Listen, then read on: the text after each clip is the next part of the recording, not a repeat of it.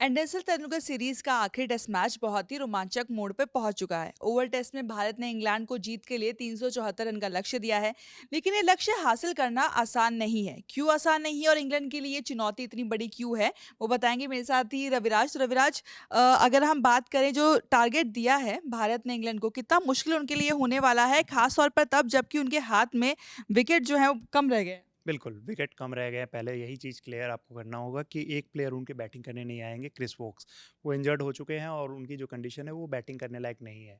जैसा ऋषभ पंत हमारे इंजर्ड हुए थे, लेकिन वो जैसे भी तैसे करके वो खेल गए थे, उनकी वैसी कंडीशन नहीं है तो वो नहीं खेल पाएँगे। शोल्डर इंजरी है, उसमें बैटिंग नहीं हो पाएगी। तो यानी कि 9 ही विकेट हमें आउट करने हैं। मैच जब मतलब दिन का खेल जब ख़त्म हो रहा था, आखिरी ओवर्स चल रहे थे, तो सिराज ने अपना काम कर दिया। उन्होंने जैक क्रॉली को आउट कर दिया। तो इंग्लैंड की टीम जो है वो ऑलरेडी अब जो है वो प्रॉब्लम में फँस चुकी है। इंग्लैंड की टीम को अभी भी 324 रनों की ज़रूरत है। 50 रन पे उनके 1 विकेट आउट हो चुके हैं। तो ये अभी की अपडेट है। अब जो बात आ रही है आपकी कि क्या कितना मुश्किल रहेगा ये। आपको एक और स्टैट्स देख लीजिए कि इस पे आज तक इस पिच पे सबसे ज़्यादा जो रन चेज़ हुआ है वो 263 रनों का। यानी कि 300 भी क्रॉस नहीं हुआ है। यानी कि 300 भी नहीं क्रॉस हुआ है और आपने टारगेट कितना दिया है 374, यानी कि 111 रन जो मतलब बेस्ट स्कोर जो चेज हुआ है उससे 111 रन आपके पास ज़्यादा है। तो अब सारा काम जो है अपने बॉलर्स का है, ये स्टैट्स के अकॉर्डिंग।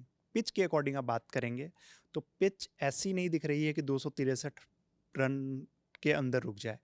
ये पिच ऐसी दिख रही है कि अगर बैट्समैन मतलब जो हैं वो अगर पेशेंस से खेले, ठीक-ठाक इनिंग खेले तो वो आराम से खेल सकते हैं। तो ये सारी चीज़ें अभी चल रही है। अब इनके लिए क्या है अच्छी चीज़, जो इंडियन बॉलर्स के लिए स्टैट्स जब ऐसा कुछ आता है, तो वो आप मतलब कहीं न कहीं मेंटली आपको एक इसका फ़ायदा मिलता है। प्लस 1 विकेट उनका कम है, वो लोग अब इस पेसो-पेश में कल आएँगे कि बेसबॉल खेलें, जल्दी से गेम को ख़त्म करने की कोशिश करें या फिर रुक के खेलें। रुक के खेलने वाले उनके पास जो रूट और बेन स्टोक्स के अलावा वैसे कोई प्लेयर हम नहीं मानते कि मतलब वैसे कोई प्लेयर्स हैं। तो हमें ऐसा लग रहा है कि टीम इंडिया के पास अपर हैंड है, एडवांटेज है और उन्हें इस अपॉर्च्युनिटी को ग्रैब करना चाहिए। हमने बात की इंग्लैंड के बल्लेबाजों की कि किस तरीके से उनके बल्लेबाज खेल रहे हैं, बाकी सारी चीज़ें। लेकिन यहाँ पर हम बात भारतीय बल्लेबाजों की भी करेंगे, क्योंकि आज के दिन में भारतीय टीम की जो बल्लेबाजी थी उसमें कुछ ऐसे प्रमुख नाम थे जिन्होंने बहुत शानदार पारियाँ खेली, कुछ बड़े नामों ने निराश किया। तो रविराज, सबसे पहले तो मैं चाहूँगी कि आप उस नाइट वॉचमैन के बारे में बात करें, जिनको भेजा गया था इस सोच के साथ कि शायद अगर वो आउट हो जाए तो भी टीम के जो स्पेशलिस्ट बैट्समैन है वो अगले दिन खेलने के लिए आए और किसी तरह से परेशानी ना हो। लेकिन कितनी शानदार पारी आकाशदीप की। बिल्कुल, बहुत ही ज़बरदस्त पारी। एक होता है ना कि नाइट वॉचमैन वर्ड नाम से ना हम लोगों को जेसन गिलेस्पी याद आ जाते हैं। नाइट वॉचमैन जैसे ही ज़िक्र आता है कि वो बांग्लादेश के अगेंस्ट आए थे और दोहरा शतक मार के चले गए थे, वो डबल सेंचुरी जीती, वो दोहरा शतक जो था वो हर बार नाइट वॉचमैन ज़िक्र आते ही वो हो जाता है। तो नाइट वॉचमैन में आप ऐसे प्लेयर को भेजते हो जो कम से कम विकेट सँभाल सके। ये नहीं कि किसी को भी भेज दिया और वो आउट होके चले गए। आकाशदीप पे पिछले एक मैच में भी भरोसा जताया गया था। उस दिन वो मतलब सक्सेसफुल नहीं रहा था क्योंकि पिच वैसी थी। आज आकाशदीप ने दिखाया है कि उनके पास बैटिंग का टैलेंट है, वो अच्छी बैटिंग कर सकते हैं। अगर आप इस पिच पे, ऐसी पिचेज़ पे, ऐसे प्रेशर सिचुएशन में अगर आप 60 प्लस का स्कोर बना दे रहे हो, उन्होंने 66 रन बनाए 94 बॉल पे। अच्छी चीज़ आप देखो कि 12 उसमें चौके हैं। तो मतलब आपने सामने वाले प्लेयर्स पे जो आपके साथ बैटिंग कर रहे हैं, उन पे प्रेशर नहीं आने दिया और ऐसा कॉन्फिडेंस में उनको ला दिया कि फिर आपको प्रॉपर स्ट्राइक मिल रही है कि भाई आप आराम से आओ, आप अपनी बैटिंग करो। आपको 6 बॉल भी खेलनी है तो आप 6 बॉल खेल सकते हो।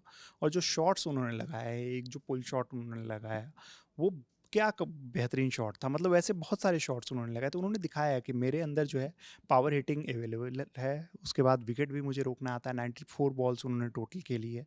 तो वो बेहतरीन पारी रही है।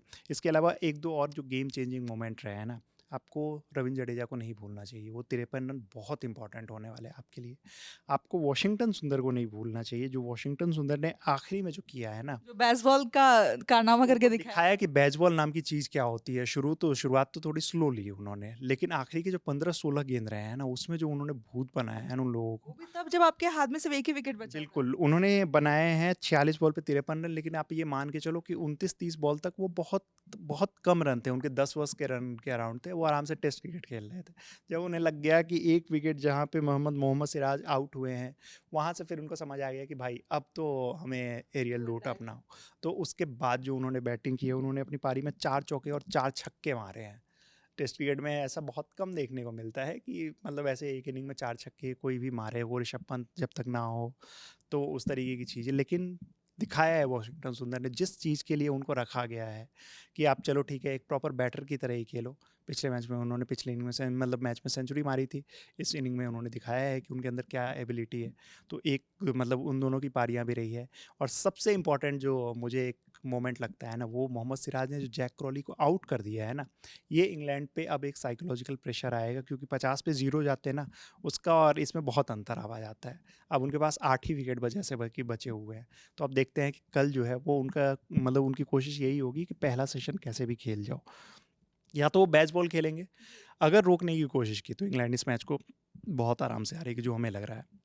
तो मुझे ऐसा लग रहा है कि इंग्लैंड की टीम कोशिश करेगी कि मैं मतलब शुरुआत से ही आएँ, अटैकिंग अप्रोच के साथ आएँ, लेकिन 1-2 विकेट अगर लगातार गिर गए ना, तो टीम इंडिया के पास एडवांटेज है। ऐसा लग रहा है कि मैच कल ही खत्म हो जाएगा चौथे दिन। हमने कल की प्लानिंग की तो बात कर ली, लेकिन अविराज एक ऐसे खिलाड़ी जिनके बारे में शायद यहाँ पर चर्चा हम लोग अभी तक नहीं कर पाए हैं, वो खिलाड़ी हैं यशस्वी जायसवाल। बिल्कुल। क्योंकि हमने आकाशदीप की पारी के बारे में बात की, हमने रविंद्र जडेजा और वॉशिंगटन सुंदर की अहम पारियों की बात की, लेकिन टॉप ऑर्डर में जो एक खिलाड़ी इन खिलाड़ियों के साथ आकाशदीप के साथ खास तौर पर अच्छी साझेदारी कर सका, जिन्होंने आखिरकार उसी अंदाज में अंत किया जिस अंदाज में शुरुआत की थी बिल्कुल। शतक के साथ। तो जायसवाल की वो पारी कितनी अहम थी, क्योंकि नीचे अगर हम आकाशदीप को देखें, उनको भी कॉन्फिडेंस इसलिए मिला क्योंकि सामने जायसवाल थे जो अच्छा खेल रहे थे, टिके हुए थे। बिल्कुल, यही मैंने अभी तक आपको मतलब छोटी-छोटी पारियों का ज़िक्र किया जो इम्पैक्टफुल पारियाँ रही हैं, जिनको मतलब बार-बार नज़रअंदाज हो जाता है कि ये 50 का स्कोर है। क्योंकि यहाँ पे एक सेंचुरी है हमारी, जो यशस्वी जायसवाल ने सेंचुरी लगाई है।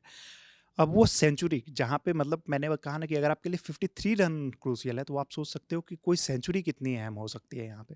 तो यशस्वी जायसवाल की यही चीज़ है कि आज मतलब लगातार क्रिटिसिज़्म था, 5-6 इनिंग में वो बहुत कुछ ख़ास नहीं कर पाए थे। सवाल ये तक उठे थे कि अभिमन्यु ईश्वरन को इसमें मौका मिलना चाहिए, यशस्वी को ड्रॉप किया जाना चाहिए। लेकिन उन्होंने कहा कि भैया बैठो, अभी हैं, हमारी शुरुआत अच्छी रही थी, अंत भी हम अच्छा करके जाएँगे। क्या बेहतरीन पारी खेली है उन्होंने, क्या मतलब ज़बरदस्त काउंटर अटैक उन्होंने किया है। ये नहीं कि बहुत स्लो, उन्होंने 50 जो थी वो लोग 42-43 बॉल पे ही पूरी कर ली थी। तो वो एक काउंटर अटैक था, वो बेस बॉल था जो उन्होंने दिखाया था। उसके बाद बीच में जब ज़रूरत हुई थोड़े स्लो डाउन भी हुए, लेकिन उसके बाद भी उन्होंने अपनी जो पारी खेली है, नो डाउट बेहतरीन रही है। और ये सब मतलब ऐसी पारियाँ हैं ना कि आप लंबे समय तक इसको याद रखोगे। 118 रन बनाए 164 बॉल पे 14 चौके मारे हैं, 2 छक्के उन्होंने मारे। तो ये जो चीज़ है ना, बेहतरीन पारी, उसी की बदौलत टीम इंडिया जो है इस लेवल तक पहुँची, इतने बड़े स्कोर तक पहुँची है। अब हमारे पास एडवांटेज है, हम इस एडवांटेज को अगर गँवा रहे हैं, तो ये हमारी खुद की हार है। हमसे इंग्लैंड अब इस मैच को नहीं छीन सकता, हमारे बॉलर्स जो हैं अच्छी फ़ॉर्म में हैं, अच्छे टच में नज़र आ रहे हैं। तो कोशिश यही है कि कल जो है, हम दूसरे सेशन तक इंग्लैंड को ख़त्म कर दें। यानी कि भारतीय बल्लेबाज अपना काम कर चुके हैं और अब इस मैच को जिताने और साथ ही साथ इस सीरीज को ड्रॉ कराने की पूरी जिम्मेदारी है भारतीय गेंदबाजों पर।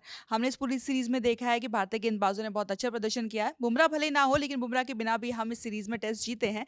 इसका मतलब ये है कि सिराज, आकाशदीप और प्रसिद्ध कृष्णा और टीम में रविंद्र जडेजा, सुंदर सभी के ऊपर बड़ा जरूरी है कि कल 8 अच्छी गेंद, 8 विकेट, ताकि टीम इंडिया इस मैच को जीते और सीरीज को ड्रॉ करा सके। इस सीरीज की पूरी अपडेट हम लगातार आप तक पहुंचा रहे हैं। मेरा नाम है रिया, साथ ही रविराज, कैमरा के पीछे है शुभम, और आप खेल जगत से जुड़ी तमाम खबरों के लिए देखते रहिए ललन टॉप।